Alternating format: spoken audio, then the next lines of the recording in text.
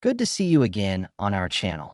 Pattie Boyd, the legendary inspiration for many of rock's most famous love ballads, has come clean about her marriages to Eric Clapton and George Harrison. Wonderful Tonight, her autobiography, is somewhat of a cautionary tale, a fairy tale with elements of both fantasy and horror. In addition to humorous anecdotes about the good old days, Boyd's memoirs include disturbing details about the rock and roll lifestyle of the 60s and 70s. Between the peaks of being adored by two great musicians and the valleys of personal misery, Boyd's revelations are frightening and enlightening. When she broke her silence after 40 years, people were shocked to learn about the sad truth of being George Harrison and Eric Clapton's inspiration. George Harrison and Pattie Boyd were living the good life when they tied the knot on January 21st, 1966. While on tour, George was very kind and communicative with Pattie, writing and calling her often. As a young model married to a musician in London's exciting 1960s scene, Pattie felt extraordinarily fortunate, and she adored their exotic excursions and glitzy parties. But she couldn't turn a blind eye to George's admiration for other ladies. There was a sea change after their 1968 Indian tour. George became fixated on Krishna, who was constantly surrounded by young women while he meditated. Like Krishna, George wished he could surround himself with young women and emulate his success. This shocked and angered Pattie. When Pattie tried to strike up a discussion while George was meditating, George would frequently grow distant and irritated. Chanting occupied the most of his time. They discovered Eric Clapton's ex-girlfriend at their house on New Year's Day 1969, following a party. George was soon befriended by this French girl. George denied Pattie's fears and accused her of being neurotic. Pattie went to live with friends because she felt unwanted and miserable. George had to wait 6 days before calling to reassure her that the girl was gone before she could go home. While they were married, George's conduct became worse. On occasion, he would not come home at all after spending the night at the Apple offices dressed in sandalwood, attracting women. Whenever Pattie confronted George, he would accuse her of being unreasonable and suspicious, making her feel even more helpless. Pattie found solace in her artistic pursuits and modeling career. She and her sister Jenny started an antiques business after she got a feature in Italian Vogue. During this difficult time, George's close buddy Eric Clapton started dropping by their house more frequently. After feeling ignored by George, Pattie was pleased by Eric's thoughtfulness. Eric fell head over heels for Pattie after dating Paula, Pattie's younger sister. In the midst of her crumbling marriage to George, Eric's feelings intensified. In a friend's London apartment, he played Layla a song as an expression of his love for her. Although the song touched her deeply, Pattie was anxious that others might see it as a personal attack. After George discovered Pattie and Eric together one night, Eric told her how much he loved her. Eric persisted in his pursuit of Pattie even after she and George fled in terror.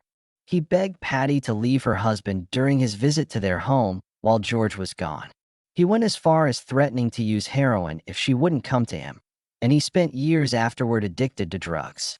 During this time, Eric recorded Layla in Miami. Paula, Pattie's sister, realized immediately that the song was about Pattie when he played it for her. Pattie had to deal with the complicated emotions of being pulled between two legendary musicians after Paula, devastated, moved out.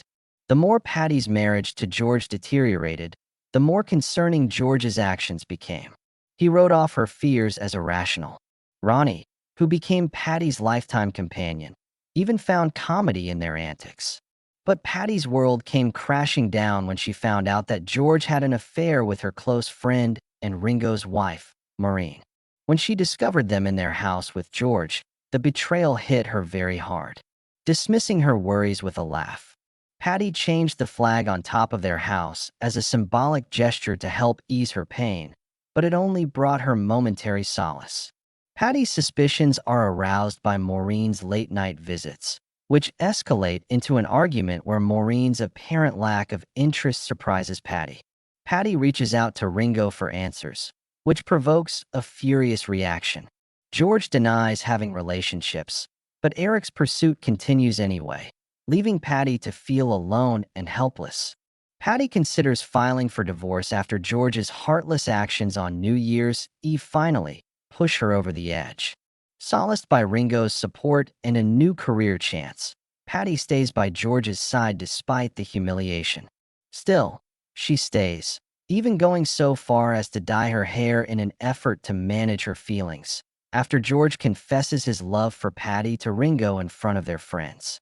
Pattie decides to leave George when her emotional struggle is intensified by the revelation of Eric's affections. As Pattie enjoys Eric's songs written only for her, going on tour with him seems like something out of a fairy tale. Reality hits when she faces the difficulties of touring life, made worse by Eric's use of alcohol as a coping technique. After learning about Eric's affair with a friend, Pattie is shocked and begins to rethink her decisions because they bring up terrible memories. The musical pals of Eric and Pattie, including every member of the Beatles, with the exception of John Lennon, gathered for a magnificent wedding banquet to commemorate their nuptials before Eric and Pattie set out on their trip together. The couple's irresistible charisma shone through at this get-together, which many considered the Beatles' closest approach to a reunion. Although they were overjoyed at first, their relationship started to show signs of strain. Pattie declined to go to Milan with Eric on one of his tours, despite the fact that he had relaxed the rule on wives and girlfriends being on tour due to his impetuous tendency. Unbeknownst to her, this choice would signal a watershed moment in their marriage.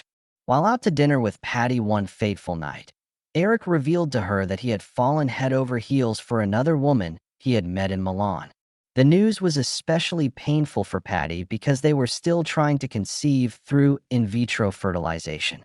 Her world came crashing down around her. Pattie had her hopes of becoming a mother dashed when she learned of Eric's infidelity and the other woman's pregnancy. She maintained her composure and continued to play the part of the loving wife despite her suffering. While Eric received his son with the other lady, Pattie, who could no longer endure the weight of Eric's treachery, sought comfort in the company of friends and fled to the south of France. I thought Pattie was pregnant, but she didn't tell me. At the age of 42, my marriage was in its latter stages. Consequently, I had to accept the likely inevitability of my infertility. When I finally let go, I sobbed uncontrollably. Pattie breaks the news that she is divorcing Eric because the pain is too much. On the morning of her 43rd birthday, Eric storms into her room in a fit of wrath while they are both sleeping in different bedrooms. After she refuses to sleep with him, he yells at her and throws her belongings out the window, accusing her of being a terrible wife. She runs away, abandoning everything in her wake, terrified. Despite everything going on, Pattie's neighbor Bill Wyman turns out to be an unexpected rock of support. He provides a temporary escape from her problems with his upbeat demeanor and humorous stories, providing her with the much-needed joy she sorely needed. Eric persists, a burden on Pattie's heart, persists despite Bill's presence. His growing alcoholism puts further pressure on their already troubled relationship, and his suggestion that she help raise his child with another woman feels like a rejection of their mutual desire to have a family. The more time Eric spends visiting his other child, the more Pattie remembers her own broken dreams of having a family. After enduring one setback after another, she finally decides to dissolve her marriage to Eric, cutting the bonds that had held them together. After her breakup, Pattie takes comfort in her career and her recent discoveries in art forms like photography.